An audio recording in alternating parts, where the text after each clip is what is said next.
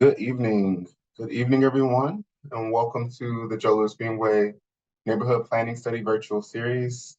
This evening, this is our final meeting of the 5 meeting series. If you've attended one or multiple meetings, I want to thank you for giving your time and your energy to the process. And tonight's presentation is focused on vacant land. My name is Joseph Kemp. I'm the Community Engagement Manager for the Joe Louis Greenway Neighborhood Planning Study. And as you enter the chat, I want to urge you all to put your name and neighborhood into the chat so that we know where our residents are viewing from. So go ahead and do that as you enter. Go ahead and drop your name and neighborhood into the chat so that we know where our residents are viewing from.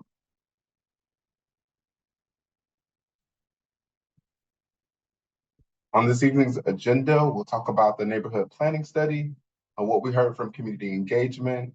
We'll also talk about what we found through data analysis, as well as go over draft strategies and ideas as it pertains to vacant land. We'll also have time for questions and discussion about those strategies.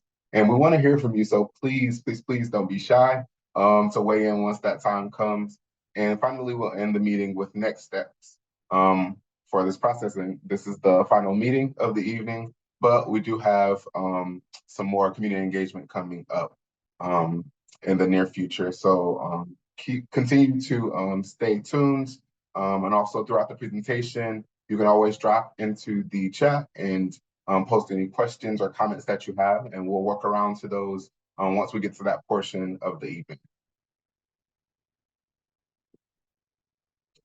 And so the Greenway itself is a recreational pathway that's going to traverse through the city, crossing multiple neighborhoods and communities, and also green spaces like the one you see here. We want to be intentional about creating equitable spaces through arts, programming, and economic opportunities for all Detroiters. This picture is of the West Warren Trailhead, and it's in the Midwest neighborhood on Warren Avenue. It's an awesome new park that we just had a groundbreaking for, or ribbon cutting for.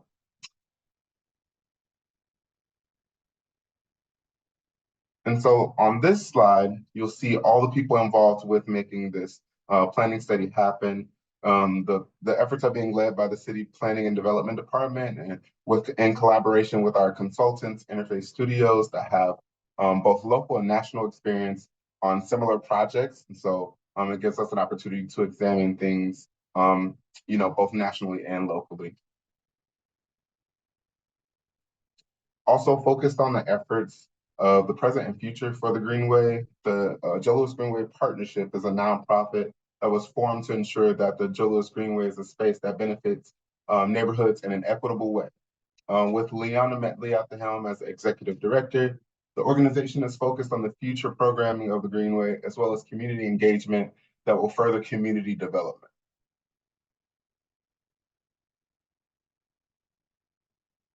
And so our planning study process is built off of the original framework, which incorporated a citizens advisory council. And we developed our own sort of community leadership team.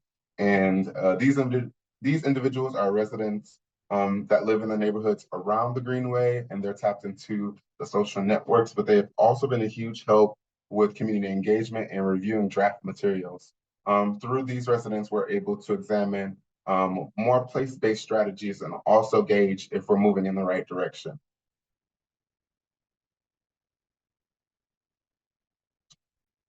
The Joe Louis Greenway Framework Plan, released in 2021, laid the foundation for the work that we're doing today.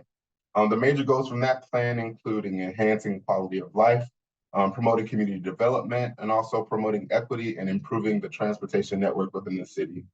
At the bottom of this graphic, you can see inclusive growth strategy, housing affordability, wealth creation, create jobs, sustain, and grow business. You'll see some of those same themes throughout the work that we're doing.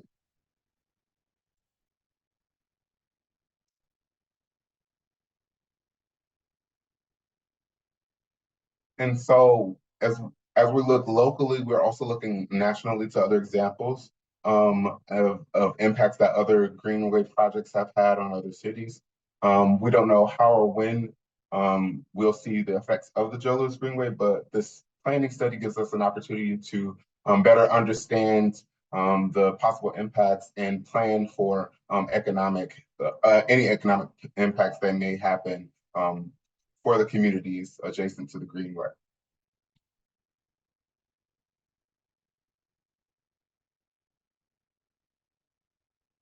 And so while the original framework focused on those goals for the Greenway itself, the neighborhood planning study that we're conducting is more about making sure the investment in the Greenway benefits the neighboring communities. We're developing strategies through analysis and community engagement, affecting these emerging topics that you see here: creating jobs and sustaining business, organizational capacity, housing affordability, neighborhood improvements, building wealth and connectivity and mobility. Tonight, our focus is on vacant lands.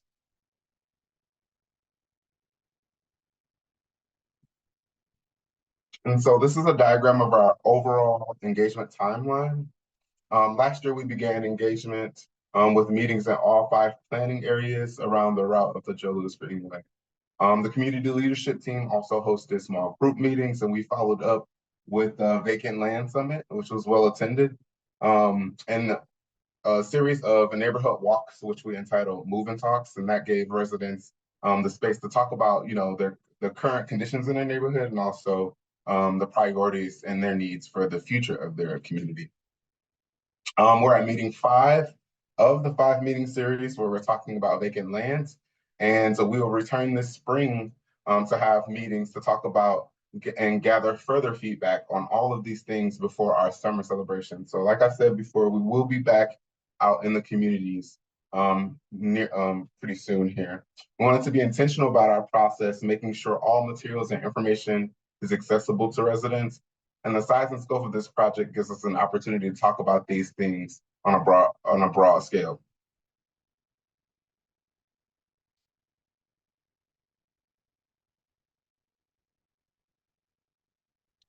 And so we've taken all the things that we heard from those community engagement that we've conducted last year, as well as formed some draft strategies. So tonight we'll be diving into those ideas about vacant lands. As you're listening to the presentation, please think about the strategies being presented and how they apply to your neighborhood and the section of the Joe Louis Greenway that's closest to you. Are there strategies that you would like to change? Do you have any concerns? Is the team heading in the right direction? Are there any ideas that excite you in particular? And are there any ideas that we're missing? So think about those things as we go through the presentation. And we're also really looking for your feedback so we can start applying these strategies to each planning area this spring. After a short presentation tonight, we'll have a Q&A and discussion, which we will be able to answer any of those questions or concerns that you put in the chat along the way as well. So be sure to listen and stay attentive. And if you think of something, you can either drop it in the chat or wait until we have that Q&A and discussion so we can get to that. And so I'm going to pass it over to Wes Michaels, who's going to be talking a little bit about why we're here today talking about vacant land. Thanks, Joseph. I appreciate it. And thanks everybody for joining us this evening. We're going to look at a few different things about vacant lands, but the first thing we want to look at is sort of where are we today? How much vacant land is there? And just within the area of the Greenway itself, there's almost 2,000 acres of vacant land, which is the equivalent of 2 Belle Isles. So it's a lot of land, and about a little over half of it is publicly owned. And if we dig in a little bit closer and just look at the first, basically, block around the Greenway itself, there's still over 500 acres of vacant land. And what's interesting about that is most of that land is industrial land, but there's still a decent amount of residential and commercial land that's vacant. But I think the big picture idea around this is that there's a lot of land out there. It's probably more than can be addressed all at once. So we want to be strategic about how we think about what we might do with these different approaches to vacant land itself. If you look as you this is sort of a graph that starts to show, how the vacant land really changes. What's important about this is if you look at the right, the area within a half mile of the vacant land is a lot of residential land. You can see almost 3/4 of it's residential. But as to the left, as you get to tier 1, the land immediately adjacent, right next to the Greenway, you can see the percentages flip, where really 75% of that land is zoned industrial, and only 28% of it is residential. And in that first block, it's about half and half industrial, half residential. So this is really just informational, so we understand sort of like what type of land are we looking at in the vacant land right around the Greenway itself.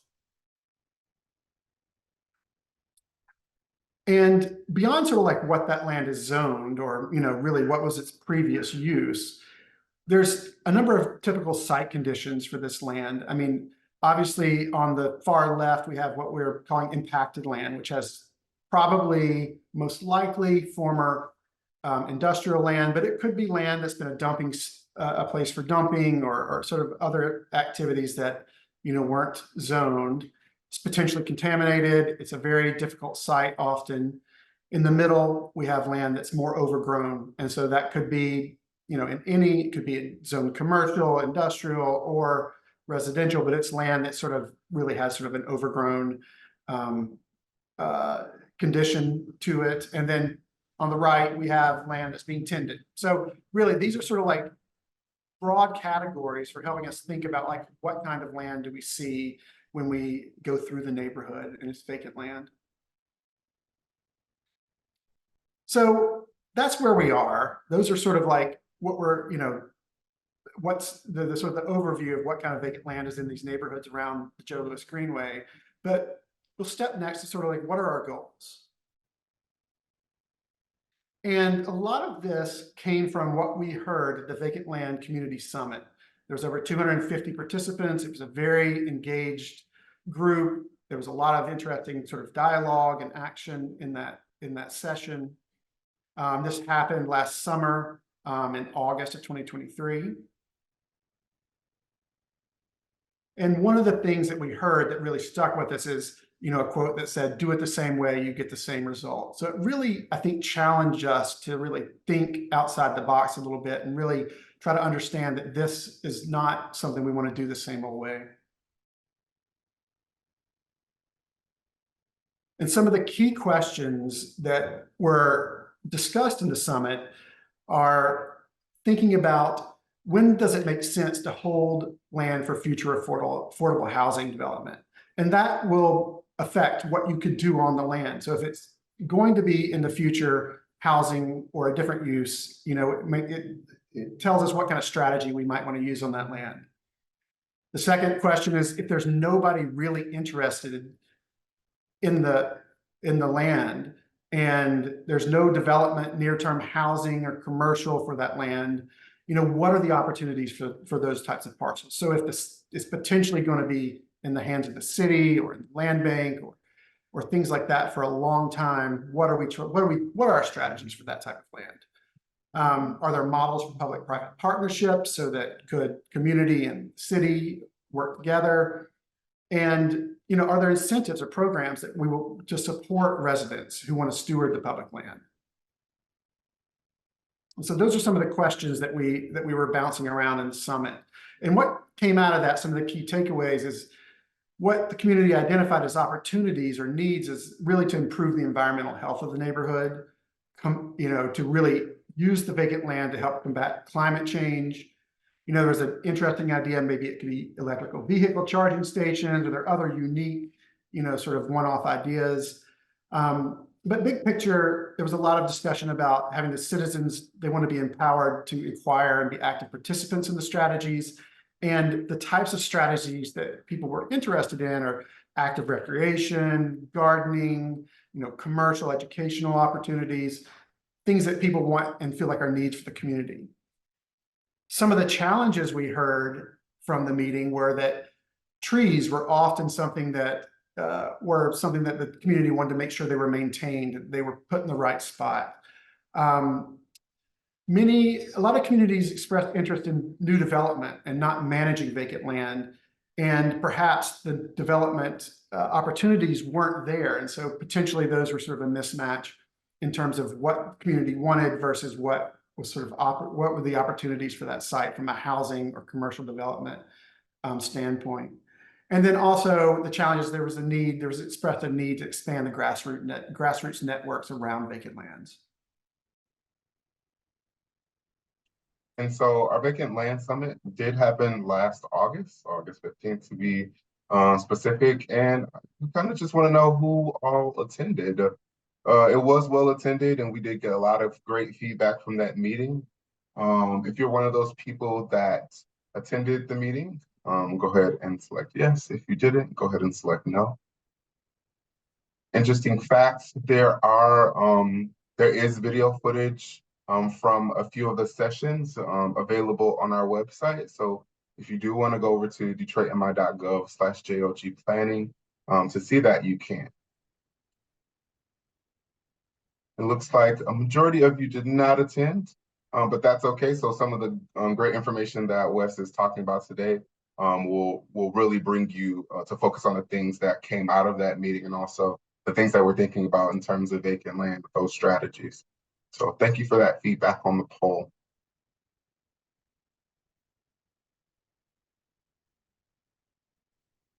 So some of the goals that came out of that, the Vacant Land Summit, there was really three main goals that we sort of condensed and distilled out of that. One is to think of public vacant land as an asset to improve neighborhood conditions. The second is to really focus on improving environmental health. So what can the vacant land do to make the neighborhood more healthy and more environmentally friendly? And the third was thinking about community activation on the lots on clean land where feasible. So really getting the community involved, making it more environmentally healthy, and thinking of the land as an asset that we can use to improve the neighborhood. And so with those goals in mind, the next question is, what can we do on vacant lands? How do we start to think about the strategies? We know that there's more land here than we can sort of tackle all at once. So how do we start to think about what we can do and how to employ these strategies? So we thought about what we can do with vacant lands into 5 broad categories. Underneath those categories are action items. So how would you go about accomplishing this? But on the left, we look at something like repair. So if there's an industrial site or a site that's contaminated, the idea is maybe you can repair it from its impacted site condition and make it, less environmentally harmful. You could clean the lot. So if it's not necessarily as impacted as some lots, you could really just sort of clean it up and bring it back into good condition. You could beautify the lots. You could have the lots really focus on doing environmental work and improving the ecology and the environmental condition of them. And of course, something that everyone is interested in is you could activate the lots with community involvement. And so what we'll look at over the next few slides are some ways to think about these strategies. And then in the slides beyond that, we'll look at these action items. So like, what are the actual actions that we can undertake to start to, see these strategies start to come to light? So there's one of the big questions we had about these strategies and looking at them is a lot of them are on sort of a spectrum between what they can do. So on one side of it, on the left, if we think about using vacant lands as an asset, we can think about how can we reduce harm from the vacant lands. And you can think about this like perhaps there's a lot in your neighborhood that maybe has dumping, or there's a lot that seems dirty or is unsightly. Could cleaning up that lot, really sort of make the neighborhood better simply by sort of removing the harmful conditions from the lot itself. On the right-hand side, lots that maybe, are opportunity sites, like how can you add value to those? So there's a bit of a spectrum here where on the right-hand side, we're really taking a lot and seeing what the value is and trying to activate it, maybe do environmental services on it, like green stormwater infrastructure or tree planting. And on the left, we're looking at sort of a different set of conditions.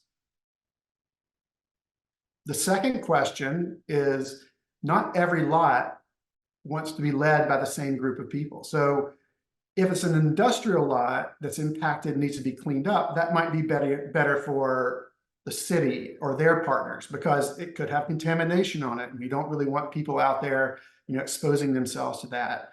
And on the right-hand side, activating a lot with a community led project would really, be led by the community, and there would be support between both. So the city and their partners would support community-led activities, and the community would support the city and their partners by giving input and talking about what they want to see on projects that really the city might want to lead. And then finally, the third question is, because we all are thinking about, could there be future housing in the neighborhoods? Could there be future commercial development? What could happen in the neighborhoods? So are we going to hold on to these vacant properties in the short term? Is something going to happen? So when it says, is it short term or long term? On the left-hand side, do we want a short-term activation? Or on the right-hand side, do we want a long-term activation? So if we think that there might be new industrial or commercial activity, we probably don't want to invest a lot of, money or community input in terms of their, sort of building out their sort of their dream vision on that lot, if we think it might be converted to housing, or another use in the short term, say in 5 years. On the other side is like, if we think the lot, is going to be around for a while, we want to designate it as a lot that's going to be in the neighborhood and really do this, type of good work for the neighborhood. We're going to classify that as a long-term sort of hold. So again, if you're going to invest as a community to really build a garden or a marketplace, we don't want to build a marketplace on a place where in 5 years we're hoping to build housing, because those two, wouldn't be compatible. So that's really the third question in terms of how we start to think about activating and what the strategy for a piece of vacant land might be. So here's an example of what we're talking about in terms of a short-term versus a long-term, hold. So if we look here at this site, you can see that in the short term, if there's a site on McKay Modern where we're looking at the idea of potentially having development on this site, in the short term, we might want to do something like clean and clear. So we might want to potentially clean the lot, turn it into a lawn, or maybe even put wildflowers on it and beautify it. But it might not be a great place for something that is resource intensive, like a really expensive sort of green infrastructure project. Because if you look at what happens, if it's a development in the future, you can see we don't want to prevent, residential development on those lots, because we've invested a lot in sort of a long-term vacant land strategy. So that's a little bit of a real life example of how we want to think about short-term versus long-term vision for this lot, for these vacant lots. And so Wes talked about these 5 sort of ideas of what to do with the lot, the vacant lot. So repair, clean, beautify, eco work, activate. And from these actions, what type is most needed in your community? I'm going to launch a poll, and please respond with 2 selections. From these presented actions, what type is most needed in your community?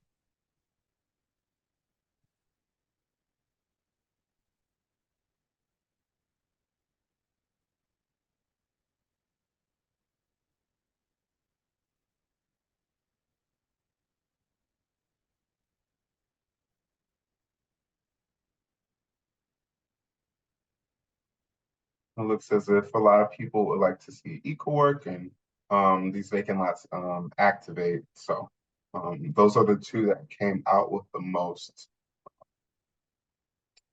responses. Thank you for participating in the poll.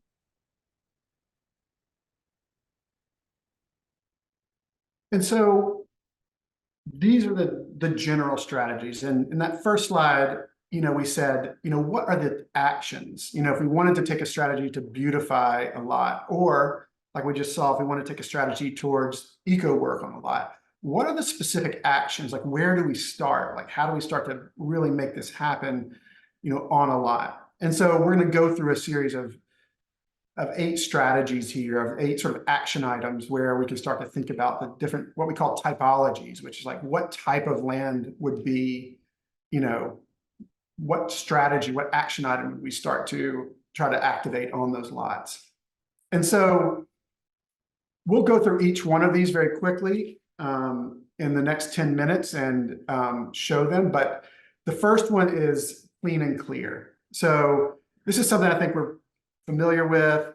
There's overgrown lot, maybe there's some dumping, maybe there's, some remnants of something from a past use on the site. And the idea here is really thinking about, can we clean this lot up? Can we clear it? Can we really, get it back to sort of a state that everyone's happy with? On the right-hand side, sorry, Joseph. And this is a little bit for we're not going to go over all of this, but there's some sort of site selection criteria. So if you're looking at this slide deck later, there's some details of like where this might fit the best. And there's some considerations about how big the lots are, what kind of lot might they fit on. We're not going to go over those right now, but if you want to dig into those later, I think that's something to look at. Sorry, Joseph. And so when we're looking at something like clean and clear, we're looking at, so the other recommendation we're going to sort of look at is the idea of potentially piloting some of these lots. And so after each strategy, each action item, we're going to look at a map like this that shows where these action items might hit the ground in a real neighborhood. And we chose the west side because that's sort of where the Greenway has, started to take shape. But this could happen all over the Greenway.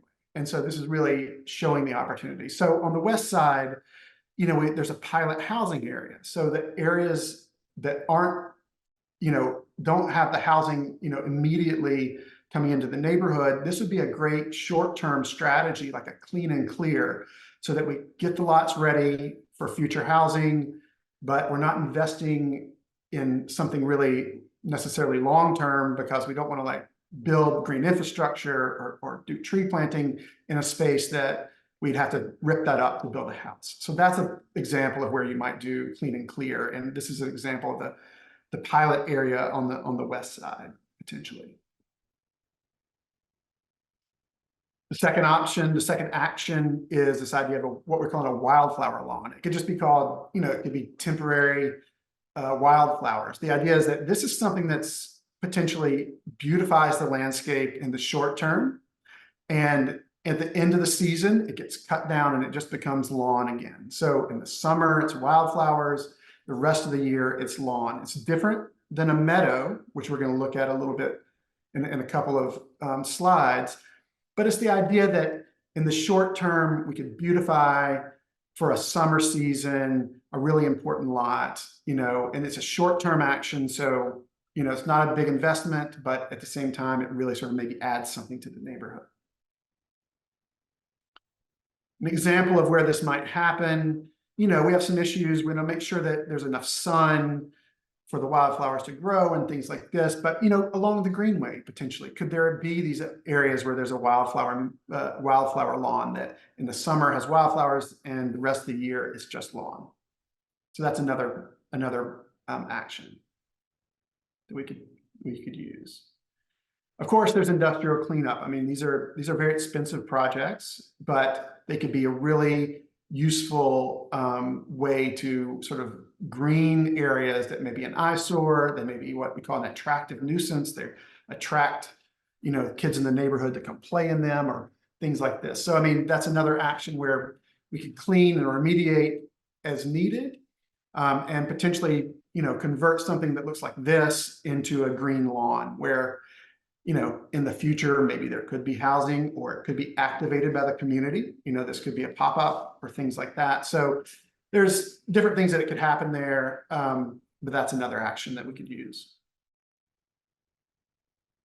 There's a couple of examples, right here along the proposed Greenway path where some of these industrial areas, we might clean them up and have sort of a temporary, sort of an intermediate sort of stage where it's lawn instead of, sort of an impacted site.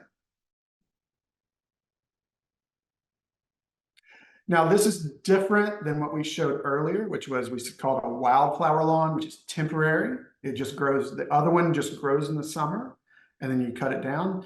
This is more of an ecological meadow. This is a meadow that really would focus on native perennials. This is something that would be long term. It would take 3 to 5 years to get a meadow like this established. This is the meadow installation at Callahan Park, and it's full of birds and pollinators, and it's an absolutely amazing installation. But these projects take longer to get established, and once they're established, they become ecosystems. So in a lot of ways, this is something you would want to do on a long-term site. These sites also really need a little bit more land. Like they're hard to really do on, say, a half of an acre or an acre. Like they need to be really over 2 acres. So they need to be a little bit bigger of a site.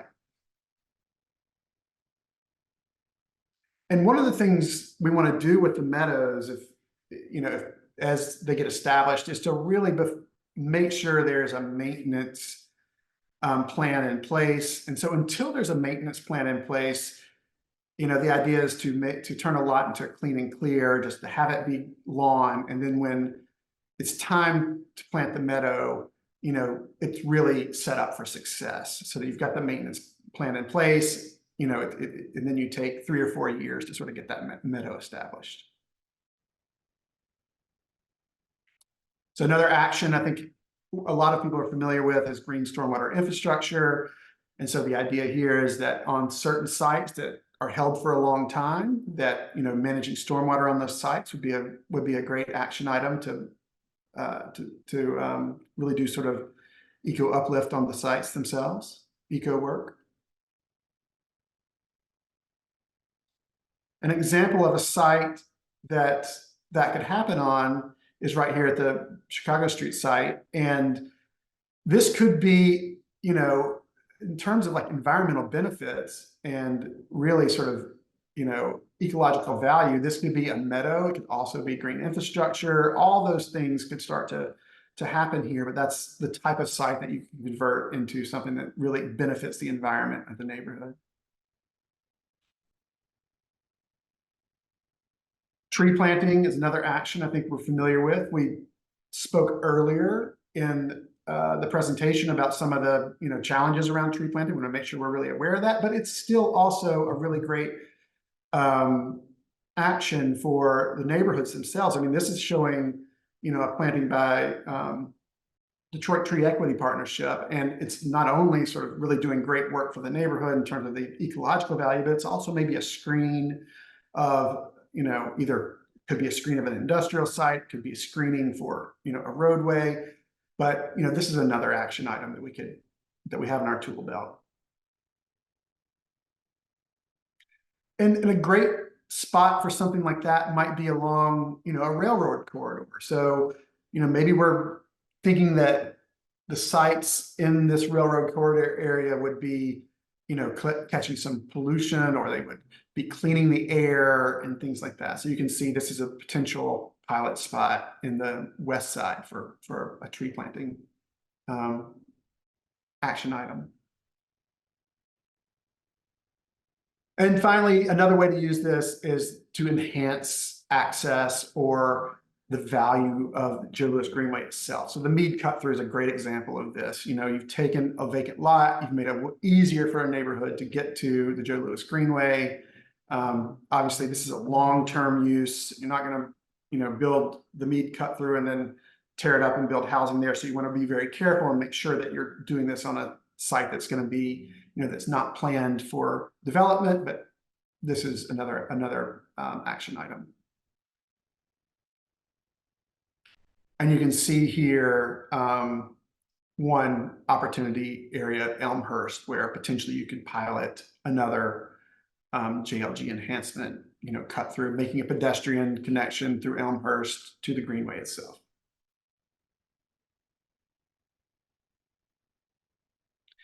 And one that we are all very familiar with is the idea community activation, partner activation. So how does the community really be involved with activating the lots and really enhancing the neighborhood?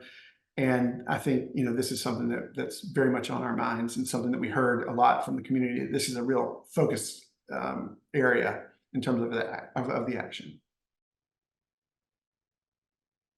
And if you think the Joy Road site where the JLG sort of, crosses that is potentially a pilot site for more community activation projects. And so if we look at the west side,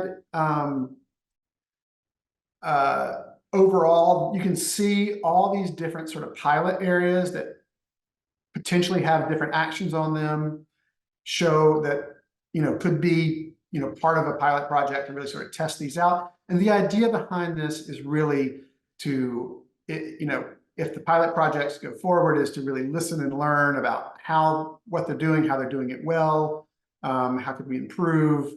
Those would be, sort of key features in that kind of activation.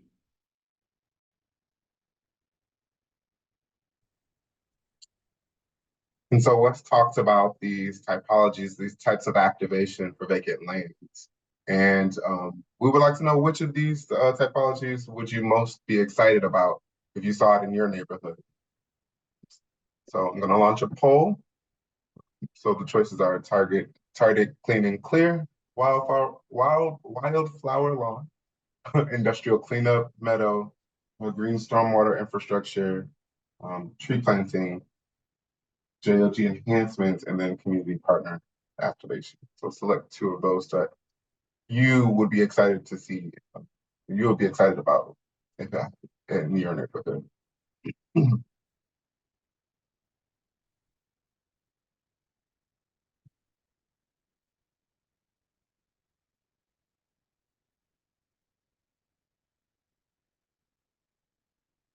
All right, I'll give a few more seconds for the poll.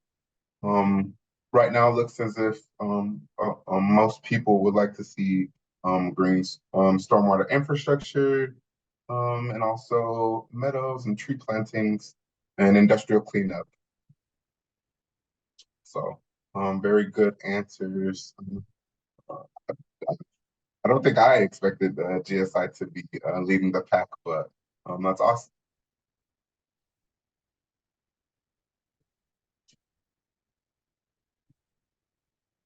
All right, Joseph, do you want to share out the poll response while I take this next slide? I think folks can see them that way. So again, thank you everyone for joining. My name is Michelle. I'm with the Planning and Development Department. And I kind of wanted to just take a step back, and actually some of your questions that you've put in the chat are a perfect tee up to some of the points that I wanted to run through here. One person put in the chat asking, if they could buy certain properties. And so I don't know if you were looking at a specific site that was in the presentation or just in general, some of these public lands, but I did want to highlight there is a team at the Detroit Land Bank Authority that is, doing exactly that. So these are the vacant land programs that are sales programs for vacant lots. These are mostly residential lots. A lot of the times the land bank will own the residential lots that are publicly owned, and the city of Detroit will own the commercial or industrial lots that have come to the city. And there really is a concerted effort has been to make these programs more approachable. And so there's the side lot program, the neighborhood lot program.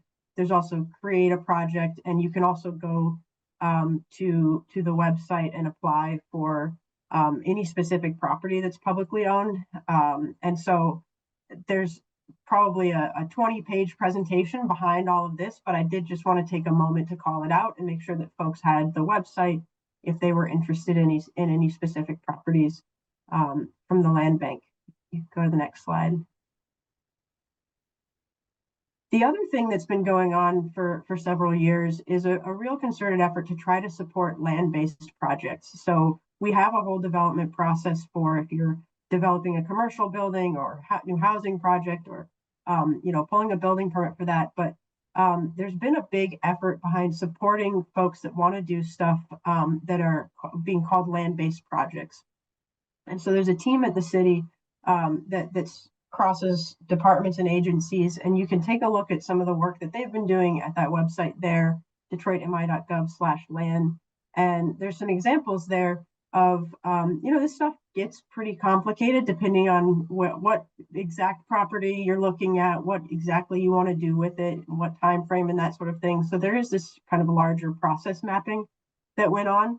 And then there's a series of guides to go along with each of those steps during the process. And so it's a wealth of information. And the other thing to highlight is that even, within our planning study area around the Joe Louis Greenway, to date, there's already been over 700 parcels of land sold from a public entity for a land-based project. And so that team's looking at how to support future land-based projects. And I hope you can check out their website. And then the last thing that I wanted to touch on is on the next slide.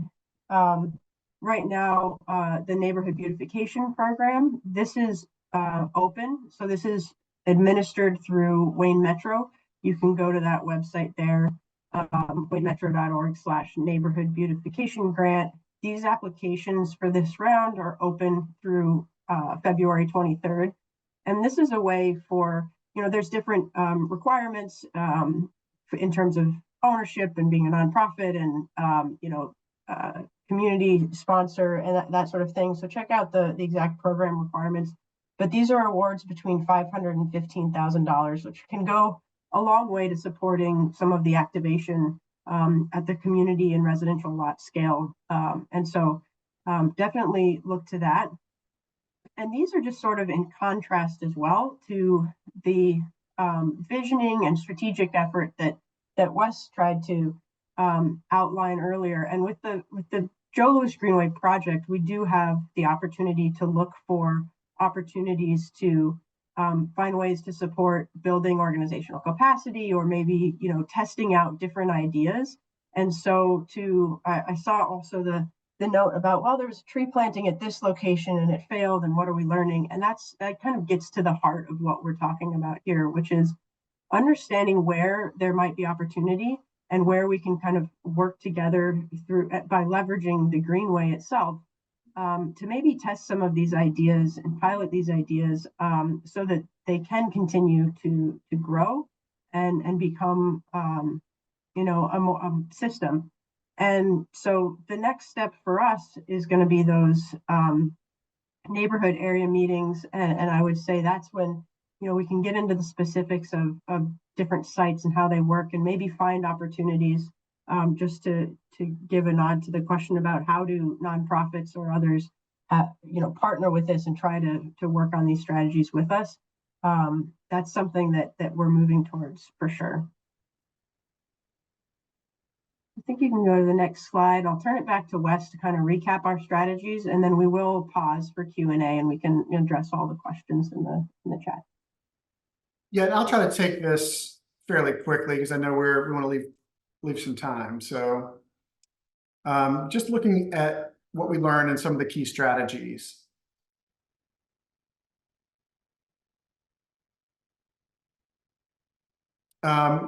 These are the same goals, improve neighborhood conditions, like see vacant land as an asset, improve environmental health, promote community activation. And it seems like from the polls that were conducted, that seems to be pretty much in line with what we heard before as well. And so just to recap the key strategies, prioritize lots that reduce harm and add value. So think about it in terms of a continuum between, can we, clean some things up that maybe are, not our nuisance, or can we add value on lots that really activate the community? Choose the right group to lead the project. On some of them, the city might be a better lead, and on some of them, the community might be a better lead, or a partner might be a better lead that the city can support. And when you're choosing a typology for a lot in the neighborhood, think long-term and short-term, and really thinking, if you want housing on that lot in the future, we want a short-term strategy, like just make it grass and, clean and clear, or something that's not going to take a lot of investment. And then finally, we talked about piloting vacant land typologies, but also more importantly, continuing to learn what works and how it fits in the neighborhood. And I think that speaks to the comment around, that the tree planting maybe wasn't successful. And there's another comment in the chat saying, well, they did it like this, in this other place and it did work. That's part of the spirit, is really, continuing to learn, to continuing to listen, and really sort of making these strategies really, again, sort of fit within the neighborhood and make the right one in the right place.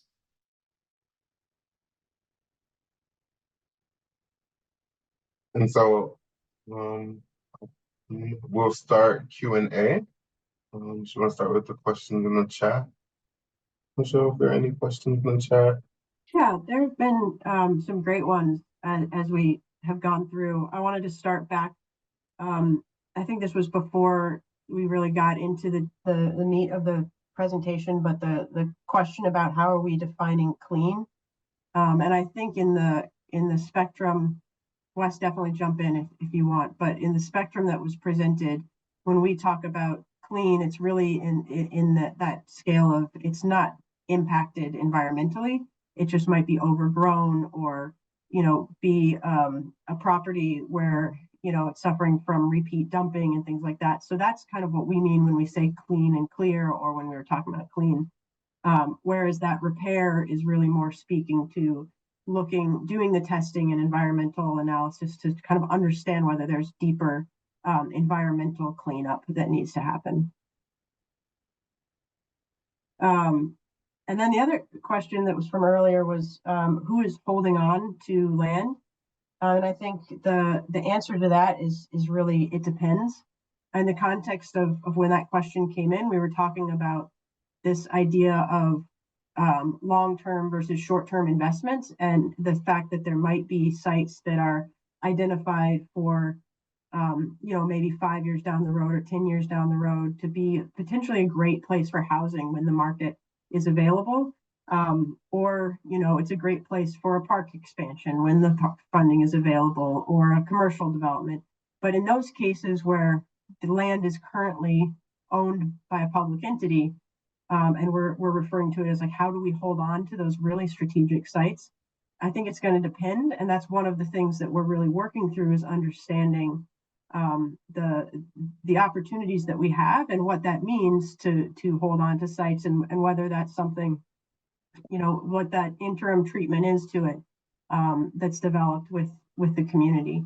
But at the same time, I think that this plan allows us to be forward thinking and explore different models for that. There's definitely some ways, in which the public entities have an advantage in terms of holding property. But in other ways, we can explore things like community land trusts, or nonprofits. It really depends on the scale, and also whether, access to different types of funds and implications. So hopefully that answered that question a little bit. We kind of talked about purchasing opportunities and grant opportunities. And so I think I'll pause to take I know that Brian raised their hand a little bit ago. I'll ask you to unmute, and then I'll collect some more questions from the chat. I really appreciate how engaged folks have been throughout the presentation. So I think, Brian, you should be able to... Hello, can you hear me? Yes, thank you. Yeah, you were muted at first. What's that sound? Did you have a question, Mr. Lewis? Yes, I do. I do have a question. The site where it used to be a police auction on West Chicago, on northbound between Chicago and Grand River, would that be part of the project, or will it be utilized for something else? So there is instead of bikers going around Chicago and cut off Oakman, then back on Grand River back to the JLG. I was wondering if they would use northbound Chicago, southbound Grand River, the empty lot over there where it used to be a car lot over there. I mean, will that be a part of the project pretty soon, or? So there is one property, so the Greenway site, and you can go to the Joe Louis Greenway website or the city website, and you can see a map, interactive map, but it's on the rail corridor north of Grand River, and south of Grand River, just run along Oakman Boulevard. Oh, I understand. Because in my humble opinion, we had a discussion about that before. That police auction that's sitting down right over where Sears site was on Grand River Oakman, that shouldn't exist in the first place. That should have been a shopping district, in my humble opinion. I was hoping that will be accessible for residents in the Midwest Tireman area. Well, since northbound Oakman and Grand River is a portion of District 7, I was hoping it would be at least accessible for District 7 residents to use as a shopping district, utilize that site for a shopping district. I appreciate the feedback, and I think we will get into those district specific conversations in our next round of engagement. I'll just say that I think you touched on a couple things that were in previous presentations, and if other folks want to check out, we had a whole series. So we talked about the commercial and retail opportunities, as well as housing and industrial, and everything in that intersection kind of touches on each of those in the sense of wanting to plan for supporting layered investment of different commercial corridors, as well as activation of the Greenway and building density in order to support that activation. But these are all related to what the existing zoning is, which impacts what can go into places. And using this plan to be proactive about really looking at some of our industrial lands that are nearby the Greenway, as well as crossing our commercial corridors. So I appreciate your comments, and we will dive in deeper to that at the West Side meeting. Another question. So the site on West Chicago on the north side of between right across from by the railroad tracks over on southbound Grand River and northbound Chicago, where it used to be a junkyard over there. I was wondering if they could utilize that site as a shortcut to the JLG instead of going around the area, going around that block. Yeah, I don't know the specific site, but I know I provided you my email. If you could send me that, we can look into it. I think that fits well into, this investigation of community connectivity and any, while the Greenway path itself is set and those properties have already been designed for, we're looking through this planning study to identify if there's any need for additional connections and document kind of those opportunities. I do want to move on to just allow, because I know we have a ton of questions in the chat and moving on. So if you want, okay, yeah, I appreciate it. Thank you. I'll go ahead and let Janice Hazel unmute. Hi, good evening. I am interested in community solar projects that can benefit low-income residents with financial credits to reduce their utility bills. So everyone should be familiar with the solar farms or solar arrays on Greenfield between Grand River and Schoolcraft, the O'Shea Field. That's what they would look like. So I wanted to know, are there any under eco-friendly or perhaps industrial sites? Are you working with any groups for community solar? And then I also want to know, are you working with Highland Park? Since Highland Park kind of sits inside of Detroit, does any of the Greenway go through Highland Park contiguous with Detroit? And if so, would we contact your group, or are there other contacts if we wanted to propose a project in a Highland Park specific area of the Greenway? Thank you. I'll start with the Highland Park piece. The Greenway does run through, because the city of Detroit purchased the rail corridor. The city of Detroit does own the rail corridor as it goes through Highland Park. And so that's being developed by the city of Detroit General Services Department, and will be part of the Joe Louis Greenway that's maintained by the city of Detroit. At the same time, because we're doing, as the Planning and Development Department for the city of Detroit, we're doing this neighborhood planning study around the Greenway. We are limited to the city of Detroit in terms of where we're planning and engaging. However, if you saw at the beginning of the presentation, we sort of identified some of the other partners, and there is the Joe Louis Greenway Partnership, which is an entity that's a nonprofit that's separate from the city, and has a mission to support the Greenway. And it could be a good contact if you're interested in how, you know, different spaces within Highland Park might relate to the Greenway. But their focus is on the Greenway itself, and programming and activation of that.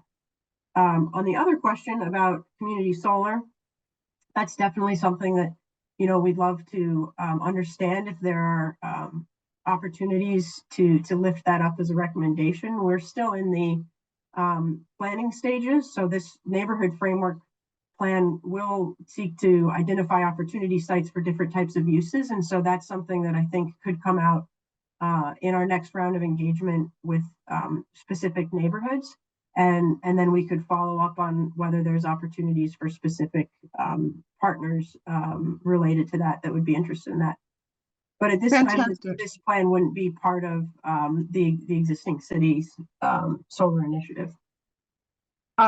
Right. Well, the solar initiative, are you speaking of the municipal buildings that the city? Right. So it's separate. This was actually be for residents. Right. And Yeah. that would So I be- think, you know, I definitely will note that, and then if that's specific to a certain neighborhood, or if you're an organization that has that capacity and interest, I encourage you to definitely stay involved and continue to lift that up. Okay, great. And so you would be the contact for further questions? Yeah, yes. That, and, you know, the Joe Louis Greenway planning website that will show at the end as well. There's some contacts there. And of course, our upcoming engagements, if you're specific to one neighborhood area. Right. Well, vacant lot across the city. So are you able to drop your email in the chat, and I can drop mine to yours? Yes, I can do Perfect. that. Thank you. Thank you. Thank you so much for your comments and questions. Let's see.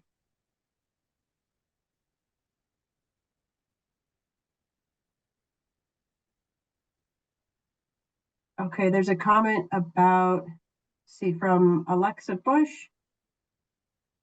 Looking for, speaking about the comment that sites that might become housing should have short-term uses. Wonder if some neighborhoods, if the market is very distressed, if those sites might actually need middle-term maintenance of some kind, not just short.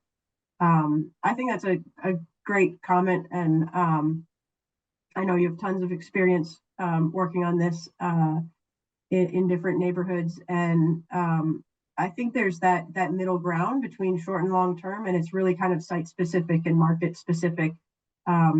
I guess just plug again the other presentations around commercial and housing, and the way that we can also layer onto this vacant land analysis, the market analysis, to kind of know how long would we be holding a site for, and whether there's opportunity to do something that's a little bit higher investment in the beautification, or potentially even activation, but just being really mindful. And Wes, I don't know if you wanted to add anything to that.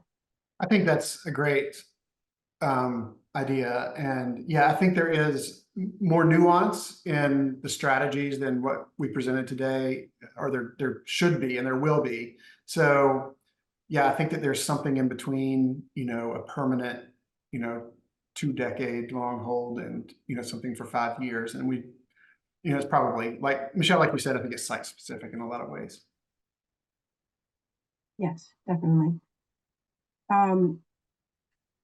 Another question around solar: has a community solar project been thought of for some of the industrial lots? I think that's definitely when we look to cleaning the industrial lots or preparing them for a productive use, whether that be stormwater or solar or meadows. Solar would definitely be in the realm. But again, these are kind of planning and identifying opportunity sites, and it's going to depend on how the market responds or whether there's partners for implementation. But what we really want to do is understand which type of lots and which type of sites are opportunities, and then really have those conversations at the community level about the concerns or interests in that. And so again, that's our kind of next round of engagement. Crystal has a question about considering all this cleaning, would they clean the vacant lots as described here and maintain it more frequently than place up for sale? And I think I could speak to that. One thing that is a part of that clean and clear strategy is that the city's vacant land maintenance program, which is run through the General Services Department, you know, it has a mowing 4 times a year program, and that's really dependent on kind of the site conditions. So the equipment that goes out and the frequency of that, and it's, you know, keeping a very very tight budget. And so some of these clean and clear efforts, even if they're a one-time investment and not changing the frequency of that regular maintenance, they can have an impact on how effective that regular mow is.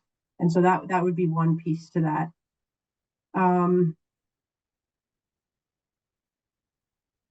Ed says, have civil engineers, hydrologists overlaid excess rainwater issues with vacant lots to propose where bioswales might be most beneficial?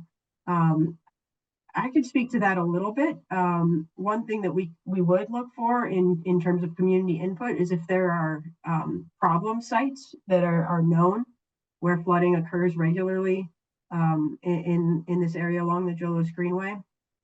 That's something to look into. We have been working with the with DWSD to understand, you know, where they might have an understanding of issues. And one thing that's interesting is that, you know, industrial properties are also potentially an opportunity for green stormwater infrastructure, because sometimes it's really about the scale of the investment and also the scale of the amount of water that you'd be managing that makes the cost benefit to a single property make sense. So these are all some of the things that we'll be investigating further as we go. I really appreciate everyone's comments, and it's clear that everyone has put a lot of thought and has a lot of experience on these topics. I don't know if anyone else on the team has, if there's questions that I didn't pull out that I think we can touch on. We're coming to the end of our hour.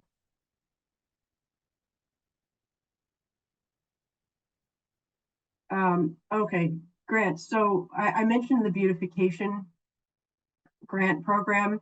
At this time, in relation to the Greenway, there's no grant funding. There's no kind of funding attached to some of the planning initiatives that we're talking about here.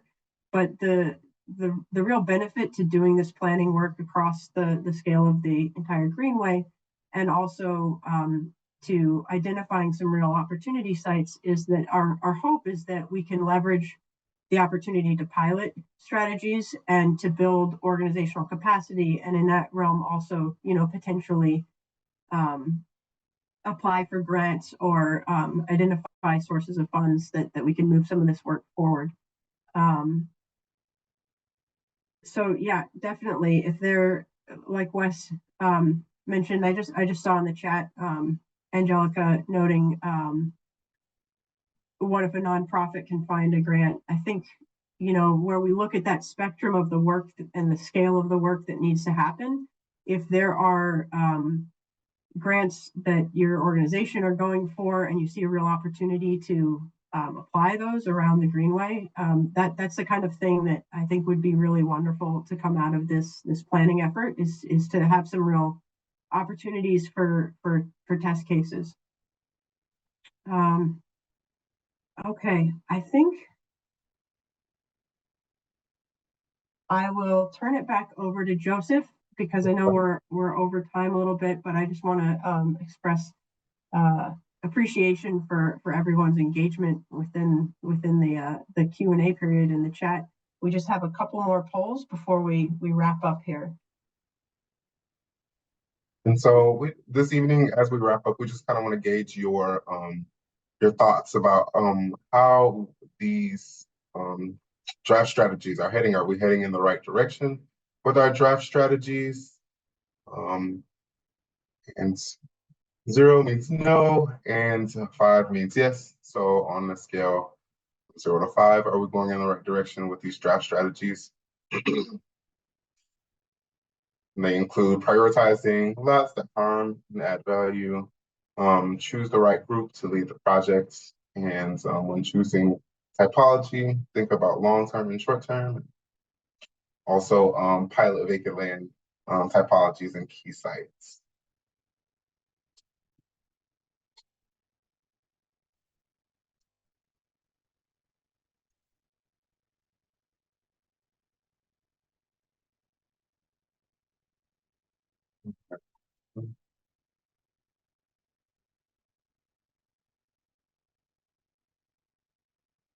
And then, is there anything that we missed?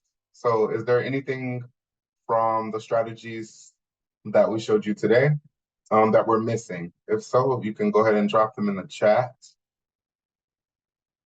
If there's a strategy that you see that was missing, go ahead and drop that strategy in the chat so that we can record that feedback.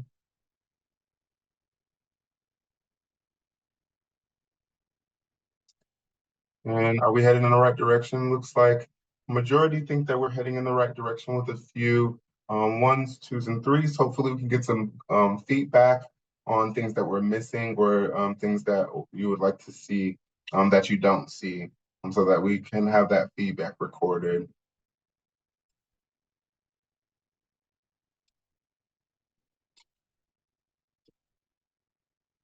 All right.